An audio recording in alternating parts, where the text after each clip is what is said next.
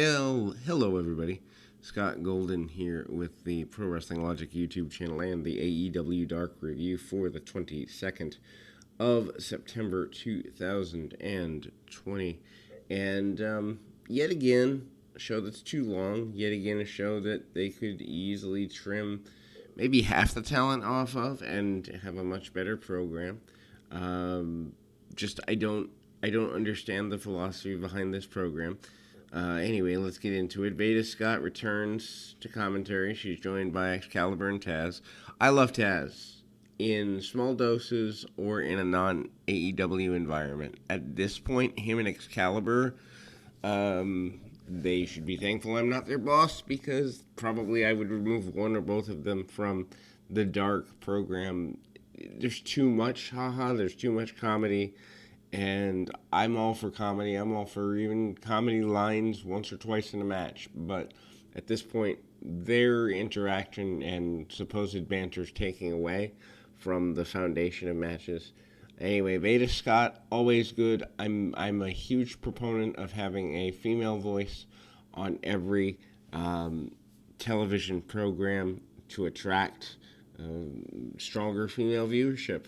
Anyway, so we move into Dark Order, Evil Uno and Stu Grayson defeating Fuego del Sol and Rembrandt Lewis. Not a fan of this match. I've never been a fan of the original Dark Order members. NJ joins them and two other tag teams at the entrance. Del Sol looks fine, although he's small and a masked guy. I'm sure he's just there to get a few shots in here and there. He hits a knee strike. Lewis tags in, and Grayson plants him with a Uranagi. Grayson and Uno beat him down before he eventually reached for Del Sol, him being Lewis, and Grayson cuts him off with a pump kick. Uno hits a inside-out flatliner for the victory. Next up, Ricky Starks, who is phenomenal. This kid has gotten his break in AEW, and he has the ability to be a star. He defeats Christopher Daniels. There's a major, there's a moderate debate about whether this match was as good as it could have been. I think this was a showcase match for Starks. Other people online think this was incredibly low for what it could have been. Obviously, the veteran outworked Starks in the early stages, arm drags, and a moonsault early from Daniels for a near fall, and cut off with an eye poke, just so basic by Starks. Starks keeps going, hits a neckbreaker and a slam. Daniels out of the way with an elbow drop. Daniels with a comeback and hits an STO and a powerbomb for a near fall. Daniels gets caught up in a pinning attempt that doesn't go right, and the cradle timing is just off. Starks hits a spear out of nowhere and gets the win. Not necessarily sure I like Starks with the spear as a win. Starks joins the commentary team. He's entertaining here. So if he ever gets injured, this is a way to draw. I do like the fact that they have rotating commentators on Dark. That has always caught me. Anyway, so the next thing is the Butcher and the Blade with Eddie Kingston defeating Puff and Calvin Stewart. Puff is the guy who showed up as the first attempt at a best man for the Kip Sabian thing. Not a fan of him. He just looks like an out-of-shape guy. I don't know if we've seen Calvin Stewart before. Don't think so. Anyway, Butcher and Blade jump them before the bell. They send him outside. Kingston takes a few cheap shots on the outside. Blade appears to get some blood from Stewart, hitting with a knee that connects. Puff tags in. Blade has trouble getting him out for a suplex. Butcher tags in, and they nail a crossbody and Stewart follows back in with the full death driver for the win. Like I said, not a fan of this. This could have been left off the program. Will Hobbs defeating Serpentico with Luther. We've already had a random mask guy. Why do we need another? But Will Hobbs being on the show does set up Dynamite for, I guess, what would now be today. At that point tomorrow, Serpentico does not get good offense early. He gets dominated with power moves, and Luther interferes, pulls Serpentico out of the way. Hobbs falls outside. Luther gets a few shots in. Why does Luther even have a job? Nobody really knows, except he's somebody's friend. Anyway, Hobbs attempted a comeback, Serpentico attempts to come back. Hobbs nails a right hand and then hits a spine buster for the win. That's kind of where we are with that. Then another tag match that has really no impact.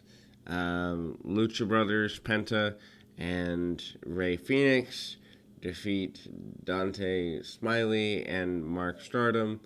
Not a fan of this because, well, it's something that easily could have been eliminated. Also, to be fair, the Lucha Brothers are just kind of lost in the shuffle. They were a big deal when the concept for AEW existed as an original pay-per-view, 2 years ago? But 2.5 years ago, but at this point they're just there, and I don't see the point of having people that are still there. Also, just a style point, but I'd rather hear Penta and Phoenix versus Penta El Nobody tells us the story behind Penta's name, and it's just awkward to say. The announcers trip over it, make fun of it. Why not just shorten it to Penta and Phoenix? I think that would help for marketing. Anyway, Stardom nearly gets a win with a Gato clutch. Lucha Brothers tie him in a submission hold. Then it gets broken with stereo kicks. Double teams by Lucha Brothers and a double stomp to the backside of Stardom.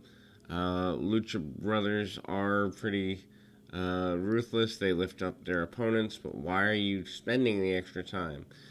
Smiley gets the hot tag, hits a dropkick suplex, and a Pescano to Phoenix on the outside. Y dives with virtually no people. Stardom back in. Penta hits a pump handle slam, and Penta finishes things off with a Penta driver. Throwaway match that didn't need to happen. Hey, there's another one. This one with the Dark Order. Dark Order 5 and 10. So does that make 15? Would that be 3 5s or a 10 and 2 5s, or how do we get to 15? Anyway, against Ryzen and Xander Gold. Dark Order, except for Brody Lee, come out. 5 takes control. This Alan Angels 5 kid has a lot of potential. I wish he wasn't stuck in this gimmick. As for everyone else in the match, they're there. And Gold gets thrown into his own corner, forcing a tag, which is just goofy. 5 and 10 maintain control on Ryzen for the frequent tags. Ryzen fights back, misses a moonsault, gets to Gold for the hot tag. We like hot tags with people that nobody knows, apparently, on this program. Northern Lights suplex gets a near fall, 10 tags in without Gold realizing it. Ryzen tries to get involved, but he's dispatched assertively. And then we go to, my gosh, just looking at my notes, I didn't realize how many tag matches there are. This is a bloated roster. If they cut half of the people on Dark, they could feature more people efficiently. Good gosh. Because as I'm looking ahead, there's at least 2 more tag matches before the end of the program. And, it's just, why? Why do we need 70 guys on the roster? Why would you want to waste money on that many talents when no one gets over because no one's featured? Anyhow, and I like AEW. I like AEW as the best company in the country right now, but it doesn't mean it's not without its major problems. Joey Janela and Sonny Kiss defeats Kevin Blackwood and Daniel Garcia. Um, Daniel Garcia and Blackwood are back from last week, and they're not bad. Garcia can at least hang with Joey Janela, which means that he's got talent because, well, you have to carry Janela because he doesn't. Janela tags in Kiss. They hit some double team moves. Kiss hits his cartwheel offense and all that. Garcia makes a blind tag, and Kiss gets hit with a forearm from the outside. Garcia and Blackwood keep up the offense on Kiss. Power moves and submissions. Kiss fights back with kicks and hot tags to Janela. Remember I talked about overuse of hot tags? It continues. They conclude the sequence. Back inside, Brainbuster from Janela gained a near fall, and then Kiss hits the split leg drop for the 3. They need to get Sonny Kiss away from Joey Janela. If you have to put him in a team, I guess I'm okay with that. But my gosh, when Kiss is in there, there's energy, there's pizzazz. I don't get the character, but they could do some personality profile to get that over. But Janela, like, literally, if he never wrestled again, the sport's not going to lose anything. Anyway, so the Gun Club, Billy and Austin Gunn with Colton, and defeats Embuda and Cruz. Not there. Colton, I suppose, is Billy's other son. Austin is here. They seem to want to push him. I mean, there's a few athletic spots in here from Embuda, but it's just they were in like third gear and never went to first gear. Austin reaches Billy for, you guessed it, the hot tag, and Billy hits the Famouser for the win. Why is a guy in his 50s going over on people at all in this incarnation of things? Serena Deeb, who has been announced as a new female signee, this is good, defeats Kylan King. She looks crisp and hungry, and she's got a lot of good female skills. And when I say female skills, I should say it a better way. Skills as a female wrestler. She's crisp like the men would be, and yes, that matters because AEW does have a major drop-off between men and women. WWE, in some cases, does not, and Shine and Shimmer sometimes do not, but AEW does. They go into cradle exchanges. Poor Kylan King is not ready for the level of exposure she's getting. King makes a comeback with kicks. Deeb hits a snapmare driver and then hits a Serenity Lock, arm track, single leg Boston Crab, gets a win. Then probably the best match of the show is up next, which is Ben Carter, who's relatively new, versus Lee Johnson. This is Carter's second match. It is a really breakout match. Johnson is a guy on Dark, but he's 0-12. They need to do something with him or cut bait. Anyway, very back and forth acrobatic. There we go, wrestling. Johnson attempts a lariat in the corner. Carter counters into a turnbuckle flatliner. Not a fan of that move, but it fits here. Carter manages to also lock in an SDF. Strikes. Johnson hits a Blue Thunder bomb for a great near fall. Inzaguri sends Johnson to the outside, but Johnson immediately runs in and hits a tope con hilo. Carter comes right back with a tope of his own. They're doing too much, but I will say this. On this show, where many of the matches were too slow, the pace switch is good for business, so that's there. Um, Carter misses a Phoenix splash. Johnson hits a Death Valley driver and a heel kick for a couple of near falls. Johnson goes to the top, but Carter nails him with a Spanish fly and a thrust kick. Carter puts him away with a frog splash for the win. Carter obviously has a good future here, but this is what Dark could be if they were tighter. If they had 6 or 7 matches a show, and it was meant to be exciting matches and things that matter, this would be cool. This would be a good thing.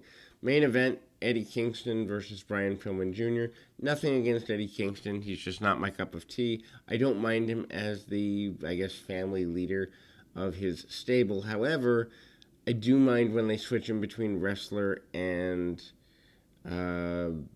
manager on a consistent basis. Doesn't make sense.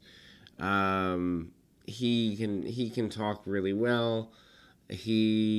However, his athletic stuff, while nothing wrong with it, doesn't fit with the pacing of the majority of the AEW roster.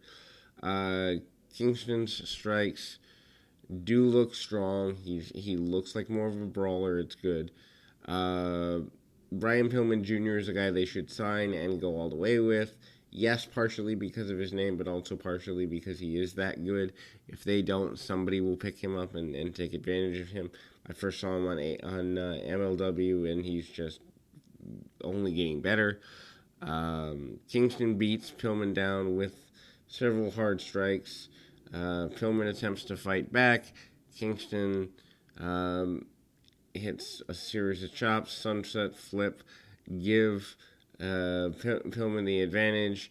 Crucifix bomb into a Samoan drop and a lariat back to the head, eventually by Kingston. Pillman makes a comeback with a thrust kick and a tope. Springboard clothesline for a near fall. Kingston hits a jawbreaker and a head and arm overhead suplex. Kingston attempts a cover. Pillman reaches the ropes. Pillman hits the Kiwi Crusher for 2, but Kingston hits the knee to the midsection and a spinning back fist for the pinfall. I don't necessarily like the idea of Kingston hitting the spinning back fist, since that's partially Jericho's finish. But anyway, that's Dark at least an hour and a half. The show is too long. Way too many tag matches, but it is what it is. I will also be back with the AEW Late Night Dynamite review as well, not to mention Impact and the UWN stuff and World Class. Lots of good content today. Stay with us. Keep your feet on the ground, your mind in the moment. Till next time, everybody.